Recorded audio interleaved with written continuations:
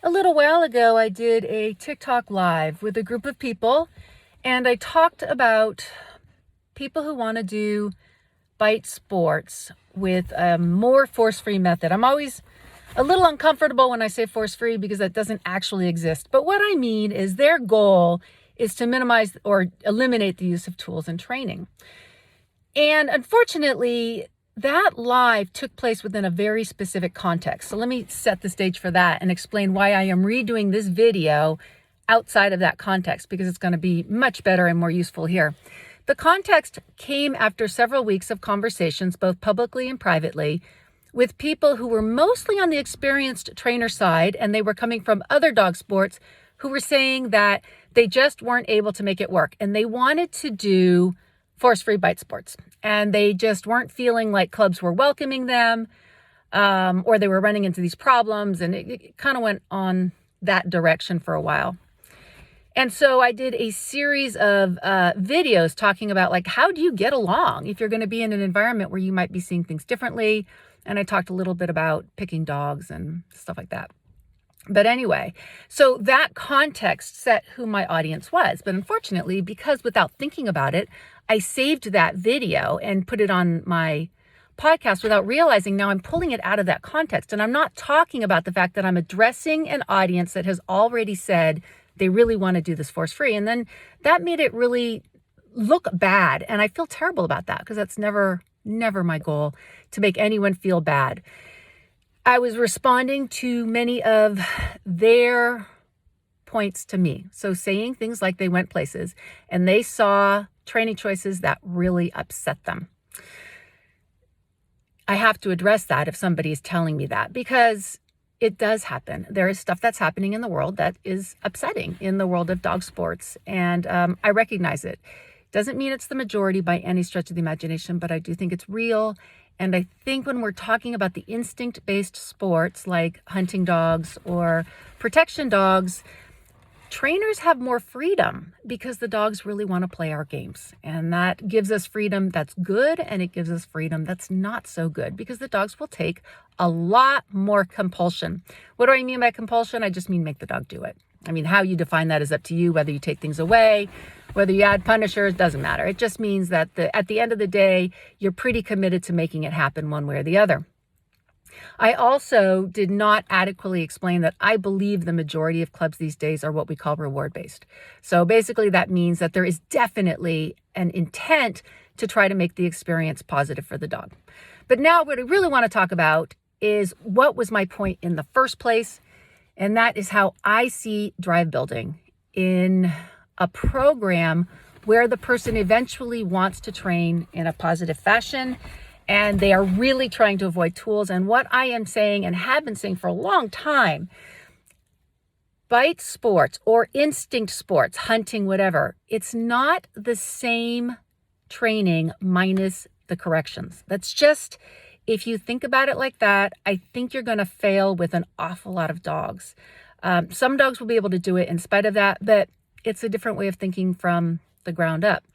So one example that I use a lot, because I think it's really important, is what we call conditioned emotional response, CER, of the dog towards the field where you're going to train, towards the decoy or helpers where you're going to be.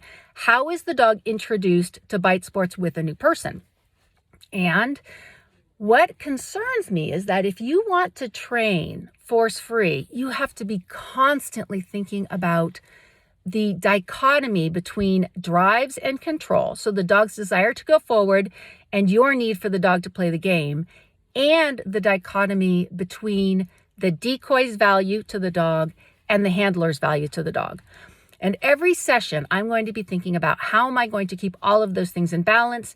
And if anything, I'm going to actually try, to the best of my ability, to err on the side of retaining more value to the dog than the decoy. And that might mean that for a number of sessions, there might be the dog looking back at me and such. And that does not concern me because I'm pretty sure that will work itself out. And there are things you can do later on to bring the dog in. So what does that mean? So I'm coming from what's now called an IGP background. That is where I've spent most of my protection sports training time. And so When I was working in that field, there were things you would see. So here's an example: puppy circles. That means 4 or 5 young puppies all in a circle while the decoy or helper goes around sort of agitating each one, may or may not give a bite, but it's a frustration-based method that is designed to get the dog excited about the sport, pulling into the harness, barking. The problem with things like puppy circles is that the fact that the puppy barks doesn't mean the helper runs over and gives the dog a bite. So rather than training the dog, this is what I want you to do, it's teaching the dog to be aroused in the presence of bite sports that may or may not actually benefit the dog long term. And I'm really concerned about frustration and bringing frustration in if your goal long term is force-free training. Now I'm going to say again, if that's not your goal, you have many more degrees of freedom, because if the dog is worked up in frustration, and frustration is linked to arousal, and arousal may or may not be linked to aggression, but really it often is. I don't want a dog who's frustrated, because a dog who's frustrated is not in a good frame of mind to learn. I want the dog to learn at every step of the game. You do something and this results, and that you're controlling the situation. Another example, which I've also seen fairly frequently in the IGP world with young puppies: the dog comes on the field, they do whatever they're going to do, and the way they leave the field is by agitating the dog and having the owner drag the dog away. So again, the dog's behavior, the puppy's behavior, is not what is causing it to being dragged away, or is not what is causing the decoy to agitate without giving the dog a bite. That's creating a CER, a conditioned emotional response, that involves frustration, because the dog's choices don't drive the decoy in a case like that. I did mention in the original podcast, and I'll say it again, once the dogs are on the bite, that changes. Most decoys then go into working and training the dog on bite development and some other qualities. So the first thing I would say, if you really want to train a dog, raise a dog up force-free, it's incredibly important that the dog's behavior is driving the decoy's behavior in a way that minimizes frustration as much as you can possibly get away with, because frustration is going to make it hard for the dog to hear you. And when you start building frustration and arousal, it gets harder and harder and harder to get the dog in a learning frame of mind where you can retain control. The next thing is about back tension. So the problem I have with starting dogs out with a lot of back tension, it's actually not straight up control. Like, I don't really care that much if a puppy pulls me onto the field with back tension with a harness. My concern is that what happens next. If the dog spends several minutes completely oblivious to the handler might as well be a post for all the value they're adding. All of the dog's energy and focus and reinforcement and fun is faced forward towards a decoy if the dog is confident and loving the game. I think that is teaching the dog that the value of the decoy is significantly greater than the value of the handler. That's great until you need the dog to do what is 90% of most routines and protection, which is really obedience, not biting. So you're putting the dog out of balance. I want the dog in balance. So an alternative might be you go out on the field, the handler uses a toy, gets the dog to start biting, and then just turns the dog over to the decoy, handing the toy over to the decoy. And now the decoy takes over from there. And after a couple of minutes, maybe the decoy hands the toy back to the owner, who then continues to play and run around with the dog. Now, instead of the decoy spending the whole time training the dog, and then the owner goes home maybe not having any idea what actually just happened there for years, I would actually say that my first Schutzhund 3 dog, I truly don't know how he got trained. I just did what I was told. I was not a fundamental part of that process. And while it works, it does mean that I can't make changes to adapt the program to things I care about, like minimizing compulsion. I just sort of did what I was told. So now the decoy might well be spending their time, instead of 5 or 10 minutes just working the puppy, a few minutes working the puppy, but then a few minutes helping the owner understand how to play with the toy in a way that is reinforcing for the dog and develop some positive habits. That's the change. Rather than just thinking about training the dog, training the handler so they can go home and work. Another thing, what age should we be starting all of this? Well, in the old days, I had my first IGP title, I'm going to say 30 years ago. At that time, we did not start dogs until they were adults. So you might do that puppy circle thing I talked about. But actual training started when the dogs were older. And at least at my club, which was one of the biggest clubs in the US, if not the biggest club, that involved defense. So my puppy was 18 months old or so when I brought him out. He already had a lot of training because he was already competing in other sports. And they started with defense, actually. So they show the dog aggression, and then they're doing a lot of switching to prey. But he's 18 months old. He's grown up. He can handle that pressure. And he was fine with that aspect of the sport. So he was okay with it. I don't think very many people do that with a puppy. I don't know that for a fact, but I haven't heard people saying that. So what we do instead with puppies is a lot of prey-based work.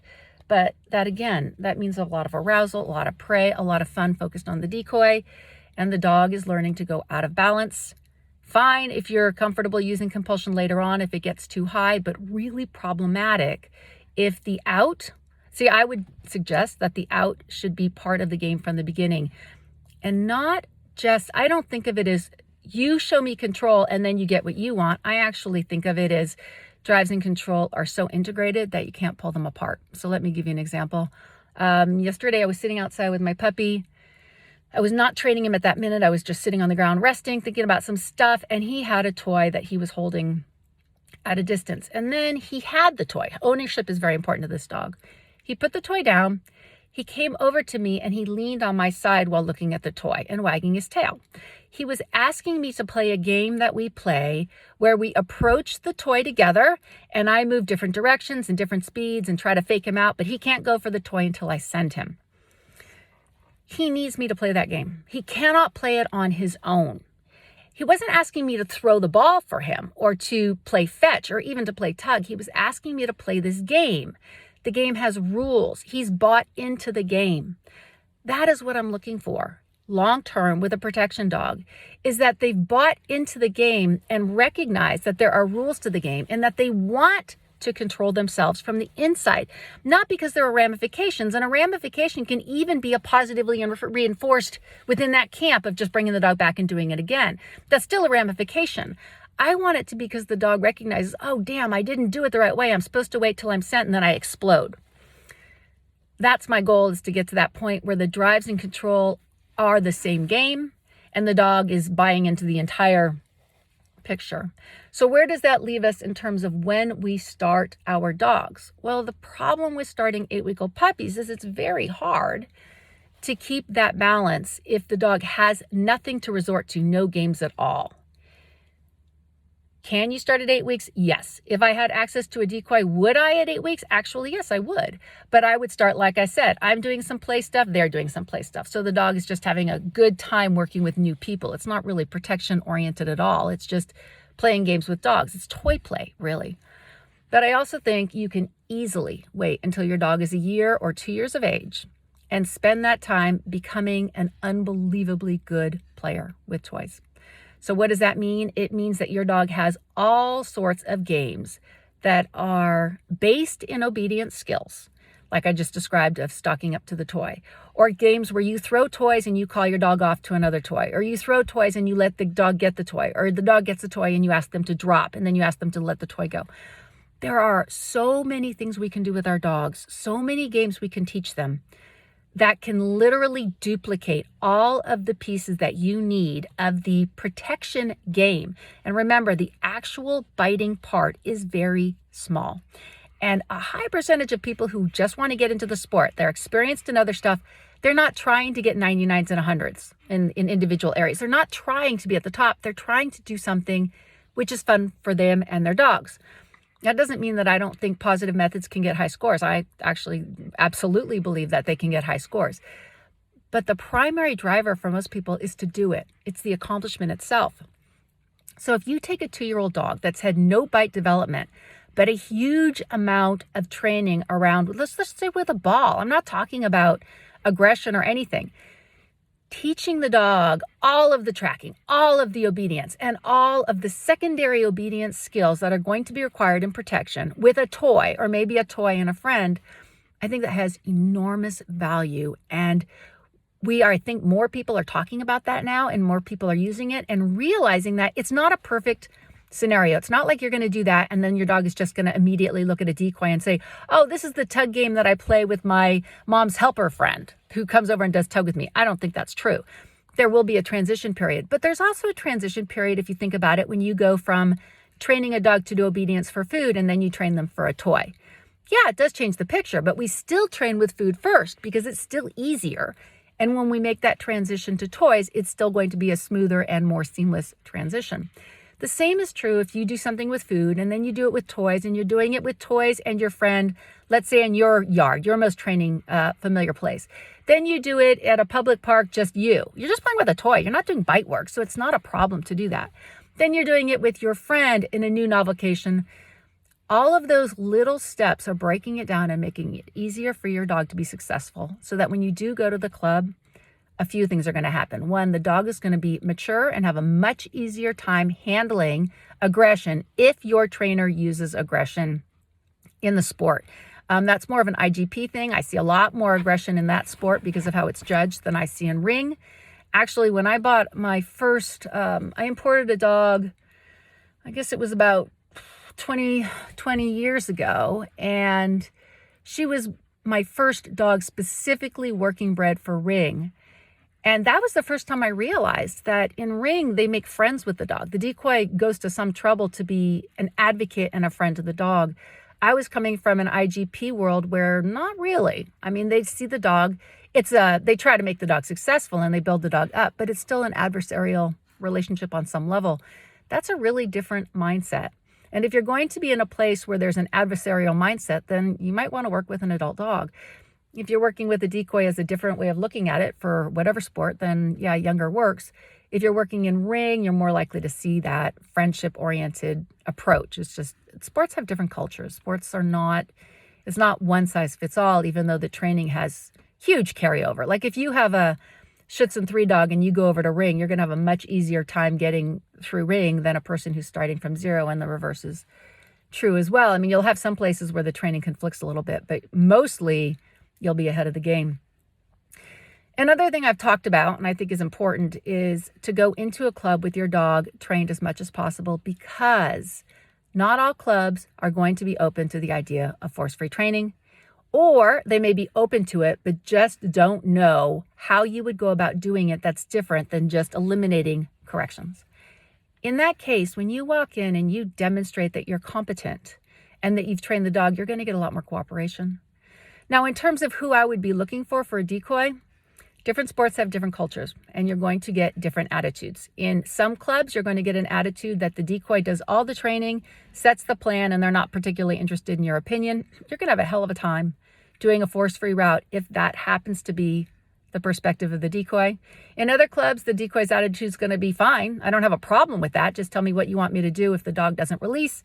They're neutral. They're not really going to tell you how to do it. You're still going to have to figure it out, but they're open to it. And then kind of your best case scenario is a decoy who may or may not be familiar with how to set a foundation for a more positive approach, but is curious and interested and wants to cooperate. And I've actually had super good luck in the Mondio world with decoys who seem super comfortable with doing things differently. In my opinion, of all the biting sports, Mondio has the most flexibility in terms of a person coming in with some different ideas. They just don't seem to care that much if you want to do different stuff, as long as, take responsibility for what you get. If you get a mess, well, it's your mess.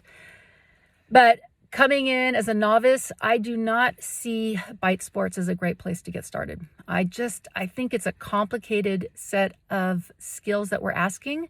I think there are other sports that are much better places to learn to read your dog and learn about training in general, because the whole bite sports thing is huge. There is so much there to understand and learn. For many, many years, I taught seminars on drives and control and toy play. And I didn't even know that that wasn't sort of a staple in the more AKC world, because in the bite sports world, it's sort of a staple that toys are used for reinforcement. And really, that wasn't true in AKC. So if I started teaching seminars, I have to think about this, it was when Reika was a baby. So that would have been, let's say 20 years ago, I started teaching seminars. That means that in 20 years, we've made a huge evolution from using food if we wanted to reinforce to using toys as a staple. And the most common question I got, and what caused me to start seminars on drives and control, was people would say, but how do I use a toy? And I would say, well, you just substitute it where you used food. And that just was not resonating for people at that time. Times have changed. And I think at this point, your ability to find trainers who are comfortable with toys is going to be way, way higher because so many more people are doing it. But that is a transition that has taken place in the, I call that the AKC world, or more the AKC sports world. Also, the advent of agility would have been relevant as well. Agility has not been around forever. I was around, let's see, Justin did agility, so that would have been about 27, 28 years ago. That I would say like the mid 1990s is when agility started. And that did impact people's use of toys because they found out that the dogs run faster. And it also reduced compulsion. But I'm kind of going off on a side tangent here. What I really want to talk about, though, is if you want to do force-free bite sports, in my opinion, you're going to want to set a different foundation. You want a foundation set in cooperation, not in high levels of arousal that you try to bring down later, because I think that's a super difficult path. I think every training session you need to think about it and talk to the decoy about your concerns, where you think your particular dog is strong, where you think your particular dog is weak. If you don't have that information, they can help you get it for sure, but make sure that you're asking them, what are you doing and why are you doing it? And what are your thoughts about how this is going to impact control later on? If everybody's thinking about it and talking about it, you get on the same team because you need your team. You need your club, you need your decoy, but you don't need them right away for things like secondary obedience if you're an experienced trainer. If you're not an experienced trainer and you go out and buy a really good dog, a really good working dog, and you go to a club, you can be successful, but you're going to have to follow the path that that club follows. Whatever it is, it's going to be very hard for them to explore a new way of doing things with you if you don't already come in with thoughts and ideas and basic skills on board. And I just think that's kind of an unrealistic ask. If somebody asked me to help them do that, I would be leery, because people come and go a lot. They show up at a club or a trainer and they're all excited and they want to do this thing. And 2 months later, they decide they're not so excited anymore and they don't want to do the thing. Fine, but people don't want to waste their time, especially on clubs which are heavy on the volunteer side of the equation. So in summary, try to start with a dog bred for the sport. It's going to make a big difference. It's going to be a whole lot more fun, a whole lot easier for you. My very first dog was not bred for the sport. I did end up putting a championship on him, a UDT with high and trial awards in AKC, or one at the Nationals. He had tracking titles. He did have a Schutzen 3. And what I said afterwards is I'll never work that hard again. It was very difficult because he just didn't have that basic level of push and drive that we want to see in a working dog. It is possible, but it's hard. So I would suggest you get a dog that's well suited to the sport. I would suggest you go into every training session asking yourself, how are you going to balance drives and control? And how are you going to balance the dog's interest between the decoy and the handler? Over the years, I've picked up a fair bit. The last couple of dogs I did my Schutzen titles on were not only working bred, but I was very vested in the idea of doing it without tools. And I really wanted to do that. Now, what I can't say is that I never used tools because I just don't remember. I didn't have an epiphany where I woke up one day and never did. But I do know that if you ask the decoys I worked with, they'll say no. That wasn't her thing. She was doing harnesses and flat collars. And that was working for me. But I'm also going to say that what I learned from those dogs, even getting high scores on them, I don't really use that information. It's not how I train now. And that doesn't worry me. It's the same as when I got my obedience championships. The way I trained those dogs in obedience, there was no compulsion, that I'm sure of. It was reward based, but it's still not how I teach exercises today. And that is because I've learned every year, every dog you train, every dog you see, every seminar you go to, changes how you think. And watching other trainers who are sophisticated in all different sports. I watch people who do bird dog work. I watch people who do protection work. When I'm watching people train and thinking about modification, I'm not worried about what I did in the past that worked for me. I'm thinking about, oh, that would prefer this. If I did that, it would probably prevent this issue I had or that issue I had. So like, for example, how I teach healing today is nothing like how I taught it to my obedience champions. It's very different, but it's better. And I don't need to compete in obedience to know that. I just know it. I know it because I've done stuff in the past and I can see where I don't have the same holes. The way I use props today versus how I used props in the past. There's lots of things I do differently. I have not proven those things in the ring. I haven't been in the ring in several years. I'd say at least maybe 7 or 8. It's maybe around there. I'm not sure. But it's been a long time. It doesn't change the fact that you continue to grow and learn by working with dogs and seeing things and filling in the gaps.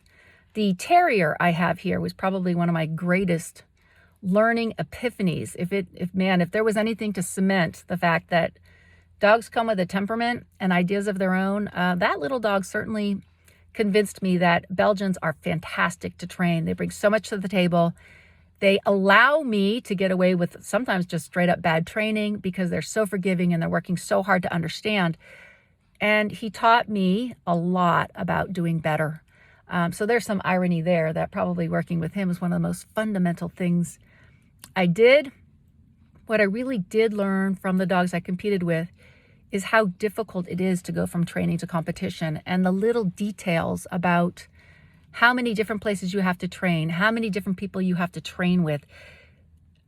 I hadn't realized before those dogs how stressful, especially if you compete frequently, which you do if you want to get a championship, how you're going to keep the dog in the game for the long haul. That I've not changed my perspective about, and I will prepare my dogs the same way with that. But the actual skills, the skill building, the thinking about arousal and change, I am on a better path now. I am quite sure of that. I am on that more force-free side of the scale. That's how I see myself. There are others who are accomplishing already in dog sports all manner of things in both field and in like AKC obedience. Petra Ford just won the National Obedience Championship a couple of years ago with a force-free dog. That was a big deal. I've certainly not done that, and I never will because I don't care enough about competition. That's not my driver. I'm a trainer. It's really what I love. Other people are competing in Mondio and French Ring and IPO or IGP force-free.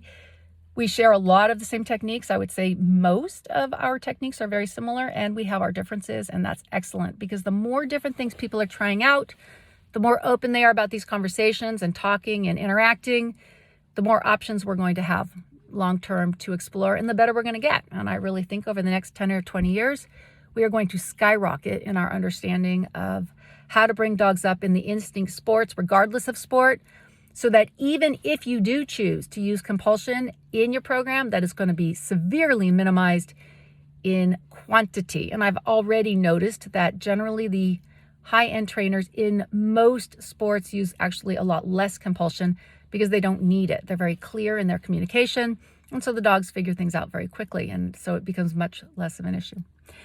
So anyway, those are the things I want to say. I would love to see more people involved in instinct sports, not using compulsion. And I think hopefully this gives you some information to think about if you decide to do it. And I wish you the best.